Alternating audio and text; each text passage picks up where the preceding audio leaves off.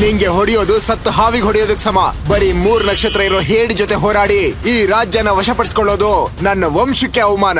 ಆದ್ರಿಂದ ನಿನ್ನ ರಾಜ್ಯನ ಬಿಟ್ಟು ಅದಕ್ಕೆ ಬದಲಾಗಿ ನಿನ್ನ ರಾಜ್ಯದಲ್ಲಿರೋ ಈ ಸುಂದರ ಹುಡುಗಿಯರನ್ನ ಪಡೆಯೋಕೆ ಬಯಸ್ತೀನಿ. ನಂಗೆ ತೊಂದರೆ ಕೊಡದೆ ಮುಂದೆ ನಡೆಯೋದನ್ನ ನಿಂತು ನೋಡು ಅಂತ ಪಕ್ಕದ ರಾಜ್ಯದ ರಾಜನಾದ ಮಾಧವ ಗಾಂಧಾರ ನಗರದ ಸುರಸುಂದರಿ ಹುಡುಗಿ ಇರಾಳನ್ನ ಮಾರುಕಟ್ಟೆಯಲ್ಲಿ ಭೇಟಿಯಾಗಿ ಎಲ್ಲರ ಮುಂದೆ ಅವಳನ್ನ ಮುಟ್ಟೋಕೆ ಪ್ರಯತ್ನಿಸಿದಾಗ, ಮಾಧವ, ನಾನು ಜೀವಂತವಾಗಿರೋ ತನಕ ನನ್ನ ಪ್ರಾಣ ಸ್ನೇಹಿತೆ ಈರಾ ಹಾಗೂ ಈ ರಾಜ್ಯವನ್ನ ನಿಂಗೆ ವಶಪಡಿಸ್ಕೊಳ್ಳೋಕಾಗಲ್ಲ ಅಂತ ದೃಢವಾಗಿ ಹೇಳ್ದ ಯುವರಾಜ ಧ್ರುವ.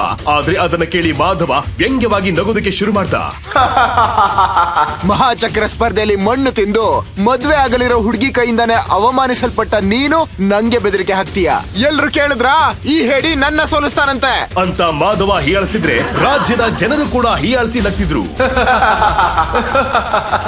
ಯುವರಾಜ, ಸುಮ್ನೆ ಬಂದು ನಮ್ ಹಿಂದೆ ಅಡಗ್ ಕುತ್ಕೊಳ್ಳಿ ಅಂತ ಸ್ವಂತ ರಾಜ್ಯದ ಪ್ರಜೆಗಳೇ ಹೀಯಾಳಿಸ್ತಿದ್ರೆ ಸಿಟ್ಟಲ್ಲಿ ಧ್ರುವ ಒಂದು ಭೀಕರ ಬಿರುಗಾಳಿಯನ್ನ ಸೃಷ್ಟಿಸಿದಾಗ ಅವನ ಮುಂದೆ ಒಂದು ಮಾಂತ್ರಿಕ ಖಡ್ಗ ಪ್ರತ್ಯಕ್ಷವಾಯಿತು. ಅದನ್ನ ಮಿಂಚಿನ ವೇಗದಲ್ಲಿ ಮಾಧವನ ಮೇಲೆ ಎಸೆದ.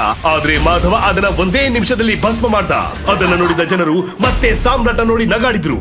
ಧ್ರುವ, ಚಿಕ್ಕ ಮಕ್ಕಳಂತೆ ಮಾತಾಡುವಾಗ ದಾಳಿ ಮಾಡೋದನ್ನ ನಿಲ್ಸು. ನಾನು ಮನ್ಸ್ ಮಾಡಿದ್ರೆ ನಿನ್ನನ್ನ ಇಲ್ಲೇ ಸುಟ್ಟು ಹಾಕ್ತೀನಿ. ಆದ್ರೆ ನನಗಿಂತ ದುರ್ಬಲ ವ್ಯಕ್ತಿ ಮೇಲೆ ದಾಳಿ ಮಾಡೋದು ನನಗೆ ದೊಡ್ಡ ಅವಮಾನ. ನಿನಗೆ ಇನ್ನೊಂದು ಅವಕಾಶ ಕೊಡ್ತೇನೆ. ಮುಂಬರೋ ಯುವ ಜನೋತ್ಸವದಲ್ಲಿ ನೀನು ನಂಗಿಂತ 1 ನಕ್ಷತ್ರನ ಹೆಚ್ಚಿಗೆದ್ರೆ ನಾನು ನಿನ್ನ ರಾಜ್ಯ ಮತ್ತು ನಿನ್ನ ರಾಜ್ಯದ ಮಹಿಳೆಯರನ್ನ ಕನಸಲ್ಲಿ ಕೂಡ ಮುಟ್ಟ ಯೋಚನೆ ಮಾಡೋದಿಲ್ಲ. ಮುಂದಿನ ವಾರ ನೀನು ನನ್ನನ್ನ ಸೋಲ್ಸೋಕೆ ತಯಾರಾ ಅಂತ ವಿಚಿತ್ರ ಸವಾಲನ್ನ ಹಾಕಿದಾಗ ಧ್ರುವ ತಕ್ಷಣ ನಿನ್ನ ಸವಾಲಿಗೆ ನಾನು ತಯಾರು ಅಂತ ಹೇಳಿದಾಗ ಊರೇ ಅವರ ಪಂದ್ಯವನ್ನ ನೋಡಲು ಕಾತುರದಿಂದ ಕಾದು ಕೂತಿತ್ತು. ಅದೇ ಸಮಯಕ್ಕೆ ಗುಂಪಿನಿಂದ ಒಂದು ಹುಡುಗಿ, ಯುವರಾಜ, ಈ ಸ್ಪರ್ಧೆಯಲ್ಲಿ ಹೇಗಾದ್ರೂ ಗೆದ್ಬಿಡಿ. ಇಲ್ದಿದ್ರೆ ಈ ರಾಜ್ಯದಲ್ಲಿ ಹುಟ್ಟಿದ ಪಾಪಕ್ಕಾಗಿ ಎಲ್ಲಾ ಮಹಿಳೆಯರು ತಮ್ಮ ಗೌರವವನ್ನ ಉಳಿಸ್ಕೊಳ್ಳಲು ಆತ್ಮಹತ್ಯೆ ಮಾಡಬೇಕಾದಿತ್ತು ಅಂತ ರಾಜ್ಯದ ಹೆಣ್ಮಕ್ಳೆಲ್ಲ ಅವನನ್ನ ನೋಡಿ ಹೇಳ್ತಿದ್ರೆ ತನಗಿಂತ ಹೆಚ್ಚು ಬಲಶಾಲಿಯಾಗಿದ್ದ ಮಾಧವನನ್ನ ಏನ್ ಮಾಡೋದಂತ ತಿಳಿಯದ ಧ್ರುವ ಬೇಗ ರಾಜ್ಯವನ್ನ ಬಿಟ್ಟು ಕಾಡಿನ ಕಡೆಗೆ ಹೋದ. ಅವನು ಅಲ್ಲಿಗೆ ಹೋದಾಗ ಅವನ ತಾಯಿ ಕೊಟ್ಟ ಖಡ್ಗದಿಂದ ಅವನ ಮುಂದೆ ಒಂದು ಬಿಳಿ ಆಕೃತಿ ಕಾಣಿಸಿಕೊಂಡಿತ್ತು. ಆ ವಯಸ್ಸಾದ ಬಿಳಿ ಆಕೃತಿ ಶಕ್ತಿ ಇಲ್ಲದ ಧ್ರುವನಿಗೆ ರಹಸ್ಯವಾಗಿ ತರಬೇತಿ ನೀಡೋ ಮಾಂತ್ರಿಕ ಗುರುವಾಯಿತು. ಧ್ರುವನಿಗೆ ಆ ಮಾಯ ಆಕೃತಿಯಾದ ವಿದುರನ ಬಗ್ಗೆ ಯಾವ ಮಾಹಿತಿ ಇಲ್ಲ. ಅವರು ದಿಢೀರಾಗಿ ಅವನ ಖಡ್ಗದಿಂದ ಹೊರ ಬಂದಿರೋದ್ರ ಹಿಂದಿನ ಮರ್ಮವೇನು? ಅವರು ನಿಜವಾಗ್ಲೂ ಒಳ್ಳೆಯವರಾಗಿ ತನಗೆ ಸಹಾಯ ಮಾಡಕ್ಕೆ ಬಂದಿದ್ದಾರಾ, ಇಲ್ಲ ಇದರ ಹಿಂದೆ ಬೇರೇನಾದ್ರೂ ಸಂಚಿದ್ಯಾ ಅನ್ನೋದನ್ನ ಯೋಚನೆ ಮಾಡದೆ ತನ್ನ ಅಮ್ಮನ ಹೆಸರು ಹೇಳಿದ ಕಾರಣಕ್ಕೆ ವಿದುರನನ್ನ ಕಣ್ಣು ಮುಚ್ಚಿ ನಂಬಿದ್ದ ಧ್ರುವ. ವಿದುರ ಕೂಡ ತನ್ನ ಬಗೆಗಿನ ಸಂಪೂರ್ಣ ಸತ್ಯವನ್ನ ಧ್ರುವನಿಗೆ ಹೇಳದೆ ರಹಸ್ಯವನ್ನ ಬಚ್ಚಿಟ್ಟ ವ್ಯಕ್ತಿಯಾಗಿದ್ರು. ಧ್ರುವನಿಗೆ ಸಮಯ ಹೋದ ಹಾಗೆ ಅವರ ಮೇಲೆ ಸಂಶಯ ಬಂದ್ರು. ತಾನು ಹೇಗಾದ್ರೂ ಮಾಡಿ ಸ್ಪರ್ಧೆಯಲ್ಲಿ ಗೆಲ್ಬೇಕು ಅನ್ನೋದನ್ನ ತನ್ನ ಗುರಿಯಾಗಿಟ್ಟ ಕಾರಣ ಅವನು ಕೂಡ ಅವ್ರ ಬಗ್ಗೆ ತಿಳ್ಕೊಳ್ಳೋಕೆ ಪ್ರಯತ್ನಿಸಲಿಲ್ಲ. ಆದ್ರೆ ಅದರ ಹಿಂದೆಯೇ ಅವನು ನಂಬಿದ್ದ ವಿದುರನಿಂದಾಗಿ ಅವನಿಗೆ ನಡೆಯಲಿರುವ ದೊಡ್ಡ ಅನಾಹುತದ ಬಗ್ಗೆ ಅವನು ಒಂದಿಂಚು ಯೋಚನೆ ಮಾಡಿರಲಿಲ್ಲ. ದಿನಗಳು ಉರುಳಿದ್ವು. ವಿದುರನ ತರಬೇತಿಯಿಂದ ಕಳೆದ ತಿಂಗಳು 3 ನಕ್ಷತ್ರದಲ್ಲಿದ್ದ ಧ್ರುವ ಮೆಲ್ಲನೆ 5 ನಕ್ಷತ್ರಗಳನ್ನ ಪಡ್ಕೊಂಡ. ಆಚಾರ್ಯರೇ, ಇದು ನನ್ನ ಜೀವನದಲ್ಲೇ ಅತ್ಯಂತ ಕೆಟ್ಟ ದಿನ. ನಾನು ಅವಮಾನದ ಶಿಖರವನ್ನ ಕಂಡಿದ್ದೇನೆ. ನಾನು ಆ ಮಾಧವನ ಮೇಲೆ ಸೇಡು ತೀರಿಸ್ಕೋಬೇಕು. ನನ್ನ ಶಕ್ತಿಯನ್ನ ತಕ್ಷಣ ಹೆಚ್ಚಿಸಿಕೊಡಿ. ನಾನು ಆ ಮಾಧವನನ್ನು ಈಗಲೇ ಹೊಡೆದುರುಳಿಸಿ ಗೆದ್ದು ಬರ್ತೀನಿ ಅಂತ ಧ್ರುವ ತನ್ನ ನೋವನ್ನ ಹೇಳ್ತಿದ್ರೆ ಅದನ್ನ ದೊಡ್ಡ ವಿಷಯ ಮಾಡದ ವಿದುರ, ಧ್ರುವ, ಅವಸರ ಪಡಬೇಡ. ಇವತ್ತು ನಡೆದಿದ್ದಕ್ಕೆ ಮಾತ್ರವಲ್ಲ, ಇದಕ್ಕೂ ಮೊದಲು ನಿನ್ನನ್ನು ಅವಮಾನಿಸಿದ ಅಂಬಾಲಿಕೆಯನ್ನ ನೀನು ಸೋಲಿಸಬೇಕು. ಇದೆಲ್ಲದಕ್ಕೂ ತಾಳ್ಮೆ ನಿನ್ನಲ್ಲಿ ಬೇಕು. ಯಾವ ಯೋಧನೂ ಸಹ ಒಂದೇ ದಿನದಲ್ಲಿ ಹುಟ್ಟೋದಿಲ್ಲ. ನಿರಂತರ ಪ್ರಯತ್ನ ಮತ್ತು ಅಚಲ ನಂಬಿಕೆಯೇ ಒಬ್ಬನನ್ನ ಮಹಾ ಯೋಧನನ್ನಾಗಿಸುತ್ತೆ. ಈಗ ನಾನು ನಿನಗೆ ಸಹಸ್ರಧಾರ ಅನ್ನೋ ವಿಶೇಷ ಪಾನೀಯವನ್ನ ಕೊಡ್ತೀನಿ. ಅದು ನಿನ್ನ ಶಕ್ತಿಯನ್ನ 1000 ಪಟ್ಟು ಹೆಚ್ಚಿಸ್ತದೆ. ಹೀಗೆ ವಿದುರ ಧ್ರುವನಿಗೆ ಭರವಸೆ ನೀಡ್ತಿದ್ರೆ ಧ್ರುವನಿಗೆ ಹೋದ ಜೀವ ಮತ್ತೆ ಬಂದಂತಾಯ್ತು. ಮತ್ತೊಂದೆಡೆ ವಿದುರ ಶಕ್ತಿಯುತವಾದ ಸಹಸ್ರಾಧಾರ ಪಾನೀಯವನ್ನ ತಯಾರಿಸಿ ಧ್ರುವನ ಸ್ನಾನದ ತೊಟ್ಟಿಗೆ ಬೆರೆಸಿದ. ಅದು ಒಳ್ಳೇದ ಕೆಟ್ಟದ ಅಂತ ತಿಳ್ಕೊಳ್ಳದ ಧ್ರುವ ವಿದುರನ ಮಾತನ್ನ ಸಂಪೂರ್ಣ ನಂಬಿ ಆ ತೊಟ್ಟಿಯೊಳಗೆ ಹಾರಿದ ಧ್ರುವ ಕೆಲವು ಸೆಕೆಂಡುಗಳ ನಂತರ ಧ್ರುವನ ದೇಹದೊಳಗೆ ಏನೋ ಬದಲಾವಣೆ ಶುರುವಾಯಿತು. ನರಗಳು ಹೆಣೆದು ಅವನ ಹೊಟ್ಟೆಯಿಂದ ಏನೋ ಒಂದು ಭಾವನೆ ಶುರುವಾಗಿ ಕುತ್ತಿಗೆ ತನಕ ಹರಡಿ ಅವನ ಕಣ್ಣುಗಳನ್ನ ತಲುಪಿತು. ಅವನು ಆಳವಾದ ನಿಟ್ಟುಸಿರಿನೊಂದಿಗೆ ತನ್ನ ಕಣ್ಣುಗಳನ್ನು ಅಗಲವಾಗಿ ತೆರೆದ. 2 ಕಣ್ಣುಗಳು ಹಸಿರು ಬಣ್ಣದಿಂದ ಹೊಳಿತಿತ್ತು. ಧ್ರುವ ತನ್ನ ಶಕ್ತಿಯನ್ನ ಅನುಭವಿಸೋದಕ್ಕೆ ಶುರು ಮಾಡ್ದ. ಮೇಜಿನ ಮೇಲಿದ್ದ ಗಾಜಿನ ಹೂದಾನಿ ಅವನ ಕಣ್ಣಿಗೆ ಬಿತ್ತು. ಅದನ್ನ ನೋಡಿದ ತಕ್ಷಣ ಮನಸ್ಸಲ್ಲಿ ಏನೋ ನೆನಪಿಗೆ ಬಂದು ಆಳವಾಗಿ ಯೋಚನೆ ಮಾಡಿ ಅವನು ಕೆಲ ಸೆಕೆಂಡುಗಳ ಕಾಲ ಕಣ್ಣು ಮಿಟುಕಿಸದೆ ಗಾಜಿನ ಹೂದಾನಿಯನ್ನ ದಿಟ್ಟಿಸಿ ನೋಡಿದ.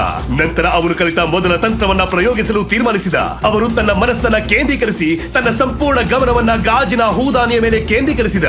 ಕೆಲವು ಸೆಕೆಂಡುಗಳಲ್ಲಿ ಗಾಜಿನ ಹೂದಾನಿ ಮೇಜಿನಿಂದ ಮೇಲಕ್ಕೆತ್ತಿ ಗಾಳಿಯ ಗಾಳಿಯಲ್ಲಿ ತೇಲೋಕೆ ಶುರುವಾಯ್ತು. ಮತ್ತೊಮ್ಮೆ ಅವರ ಆಜ್ಞೆಯಂತೆ ಹೂದಾನಿ ಅವನ ಕಡೆ ಸ್ವಲ್ಪ ಮುಂದೆ ಬಂತು. ಸ್ವಲ್ಪ ದೂರ ಬಂದ ಗಾಜಿನ ಹೂದಾನಿ ಇದ್ದಕ್ಕಿದ್ದಂತೆ ಕೆಳಗೆ ಬಿದ್ದು ಒಡೆದೋಯ್ತು. ನೆಲದ ಮೇಲೆಲ್ಲ ಗಾಜಿನ ಚೂರುಗಳು ಹರಡಿದ್ವು. ಗಾಜಿನ ಹೂದಾನಿ ನೆಲಕ್ಕೆ ಬಿದ್ದು ಒಡೆದಿದ್ದರೂ ವಿದುರನ ಮುಖದಲ್ಲಿ ಸಂತೋಷ ಕಾಣಿಸ್ತು. ಶಬಾಷ್ ಧ್ರುವ, ನಾನು ನಿನ್ನಿಂದ ಇದನ್ನೇ ನಿರೀಕ್ಷಿಸುತ್ತಿದ್ದೆ. ನೀನು ತುಂಬಾ ವೇಗವಾಗಿದ್ದೀಯ. ನಿನ್ನ ಉತ್ಸುಕತೆ ನನಗೆ ತುಂಬಾ ಇಷ್ಟ ಆಯ್ತು. ಅಷ್ಟೇ ಅಲ್ಲ ಧ್ರುವ, ನೀನು ತುಂಬಾ ಅದ್ಭುತವಾಗಿ ಎಲ್ಲಾ ತಂತ್ರಗಳನ್ನ ಕಲಿತಿದ್ದೀಯ. ಇದು ನಿನ್ನ ಮೊದಲ ತಂತ್ರ, ನೋಟದ ಶಕ್ತಿ. ಅದನ್ನ ನೆನ್ಪಿಟ್ಟು ಅದ್ಭುತವಾಗಿ ಮಾಡ್ತಿದ್ದೀಯಲ್ಲ ಧ್ರುವ ಅಂತ ಧ್ರುವನನ್ನು ಅವರು ಹೊಗಳಿದ್ರು. ಆದ್ರೆ ಧ್ರುವನ ಮುಖದಲ್ಲಿ ಖುಷಿ ಇಲ್ಲ. ಅವನ ಮುಖ ಬಾಡಿ ಹೋಗಿತ್ತು. ಅದರ ಕಾರಣ ತಿಳಿಯದೆ ವಿದುರ ಧ್ರುವನ ಬಳಿ ನೇರವಾಗಿ, ಏನಾಯ್ತು ಧ್ರುವ? ನೋಟ ಶಕ್ತಿ ತಂತ್ರವನ್ನ ನೀನು ಸರಿಯಾಗಿ ಪ್ರಯೋಗಿಸ್ತಿದ್ಯಾ? ಅದರ ಬಗ್ಗೆ ಸಂತೋಷ ಪಡೋ ಬದಲು ಯಾಕೆ ದುಃಖಿಸುತ್ತಿದ್ದೀಯಾ ಅಂತ ವಿದುರ ಕೇಳ್ತಿದ್ರೆ, ಆಚಾರ್ಯರೇ, ನೀವು ಹೇಳೋದೆಲ್ಲ ಸರಿ. ನಾನು ನೋಟ ಶಕ್ತಿ ತಂತ್ರವನ್ನ ಬಳಸಿ ಒಂದು ವಸ್ತುವನ್ನ ನೋಡಿ ಗಾಳಿಯಲ್ಲಿ ತೇಲುವಂತೆ ಮಾಡಿದೆ. ಅದೆಲ್ಲ ಸರಿ, ಆದ್ರೆ ಆ ವಸ್ತು ಕೆಳಗೆ ಬಿದ್ದು ಕಣ್ಮರೆಯಾಯಿತು. ಧ್ರುವ ಅಂದು ತನಗೆ ಸಂಪೂರ್ಣ ಶಕ್ತಿ ಸಿಕ್ಕಿಲ್ಲ ಅಂತ ನೊಂದ್ಕೊಂಡ. ಎಲ್ಲಿ ತಪ್ಪು ನಡೆದಿದೆ ಅಂತ ವಿದುರನಿಂದಲೂ ಕಂಡು ಹಿಡಿಯಕ್ಕೆ ಆಗಿಲ್ಲ. ಧ್ರುವ ಈ ಶಕ್ತಿಯಿಂದ ಕೇವಲ 6 ನಕ್ಷತ್ರಗಳನ್ನ ಗೆಲ್ಲಬಹುದಿತ್ತು. ಆದ್ರೆ ಈಗಾಗಲೇ 7 ನಕ್ಷತ್ರಗಳನ್ನ ಗೆದ್ದಿದ್ದ ಮಾಧವನ ವಿರುದ್ಧ 1ರಲ್ಲಿ ಸೋತರು ತನ್ನ ರಾಜ್ಯದ ಮಹಿಳೆಯರನ್ನ ಮತ್ತು ಅವನ ಸ್ನೇಹಿತೆ ಇರಾಳ ಮಾನಾಪಹರಣ ಮಾಡ್ತಿದ್ದ ಅವನು. ಧ್ರುವ ಆಚಾರ್ಯ ವಿದುರನ ಆಶೀರ್ವಾದ ಪಡೆದು ಯುವ ಜನೋತ್ಸವಕ್ಕೆ ಹೊರಟ. ಯುವ ಜನೋತ್ಸವದಲ್ಲಿ ಧ್ರುವನ ಜೊತೆ ನಡೆಯಲಿರುವುದನ್ನ ನೆನೆದು ಮಾಯಾ ಮುದುಕ ವಿದುರ ವಿಕೃತವಾಗಿ ನಕ್ಕ. ಅಷ್ಟರಲ್ಲಿ ಯುವ ಜನೋತ್ಸವದ ಸಮಯ ಸಮೀಪಿಸಿತು.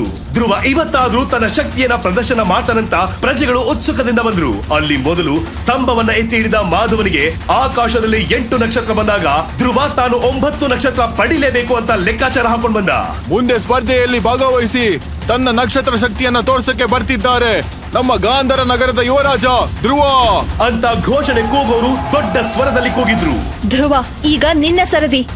ಹೋಗಿ ನಿನ್ನ ಶಕ್ತಿಯನ್ನು ಸಾಬೀತುಪಡಿಸು. ಈ ರಾಜ್ಯದ ಮಹಿಳೆಯರ ಗೌರವ ನಿನ್ನ ಕೈಲಿದೆ ಅಂತ ಧ್ರುವನ ಸ್ನೇಹಿತೆ ಇರ ಅವನಿಗೆ ಧೈರ್ಯ ತುಂಬಿದ್ಲು. ಧ್ರುವ ವೇದಿಕೆಯನ್ನ ನೋಡ್ತಾ ನಿಟ್ಟೆಸರು ಬಿಟ್ಟು ತನ್ನ ಸುತ್ತಲಿದ್ದ ಜನರನ್ನ ನೋಡಿದ್ದ. ಗುಂಪಿನಲ್ಲಿ ಯಾರೂ ಕೂಡ ಅವನನ್ನ ಹುರಿದುಂಬಿಸ್ಲಿಲ್ಲ. ಅವನು ಸೋತೋಗ್ತಾನಂತ ಅಲ್ಲಿದ್ದ ಎಲ್ಲಾ ಯುವಕರಿಗೆ ಗೊತ್ತಿದೆ ಅನ್ನೋ ಹಾಗಿತ್ತು ಅವರ ಮುಖಭಾವ. ಅದನ್ನ ಧ್ರುವ ಸರಿಯಾಗಿ ಅರ್ಥ ಮಾಡ್ಕೊಂಡ. ಆದ್ರೂ ಈ ಬಾರಿ ಸ್ಪರ್ಧೆಯಲ್ಲಿ ಧ್ರುವ ಸೋತರೆ ಅವನು ಮತ್ತೆ ಎಂದಿಗೂ ಈ ಸ್ಪರ್ಧೆಯಲ್ಲಿ ಭಾಗವಹಿಸೋದಕ್ಕೆ ಆಗಲ್ಲ. ಧ್ರುವ 1000 ಕಿಲೋ ತೂಕದ ಕಂಬವನ್ನ ಸುಲಭವಾಗಿ ಎತ್ತಿ ತನ್ನ ಭುಜದ ಮೇಲೆ ಹಾಕಿಕೊಂಡ. ಎಲ್ಲರೂ ಅವನನ್ನ ಆಶ್ಚರ್ಯದಿಂದ ನೋಡಿದ್ರು. ಅಲ್ಲಿ ಸ್ಮಶಾನ ಮೌನ ಆವರಿಸಿತು. ಎಲ್ಲರೂ ಕಣ್ಣು ಮಿಟುಕಿಸದೆ ಧ್ರುವನನ್ನೇ ನೋಡ್ತಿದ್ರು. ಧ್ರುವ ಚಿಕ್ಕ ವಯಸ್ಸಿನಲ್ಲಿಯೇ ಮಹಾರಥಿ ಬಿರುದನ ಪಡೆದಾಗ ಜನ ಅವನನ್ನ ಪ್ರೀತಿಯಿಂದ ಮಹಾರಥಿ ಅಂತ ಕರೀತಿದ್ರು. ಆದ್ರೆ ಕಳೆದ 3 ವರ್ಷಗಳಿಂದ ಯಾರು ಆ ಹೆಸರಿನಿಂದ ಅವನನ್ನ ಕರೀಲಿಲ್ಲ. ಸ್ವಲ್ಪ ಸಮಯ ಕಳಿತು, ಆದ್ರೆ ಗುಂಪಿನಿಂದ ಯಾವುದೇ ಶಬ್ದ ಬರಲಿಲ್ಲ. 50 ಟನ್ ತೂಕದ ಕಂಬವನ್ನ ಸುಲಭದಲ್ಲಿ ಎತ್ತಿ ಬೇಗನೆ ಅದನ್ನ ಒಂದ್ ಕಡೆ ಇರಿಸಿದ ಧ್ರುವ ನಿಧಾನವಾಗಿ ಕಣ್ಣು ತೆರೆದು ನಕ್ಷತ್ರಗಳ ಶಕ್ತಿಯನ್ನ ನೋಡ್ದ.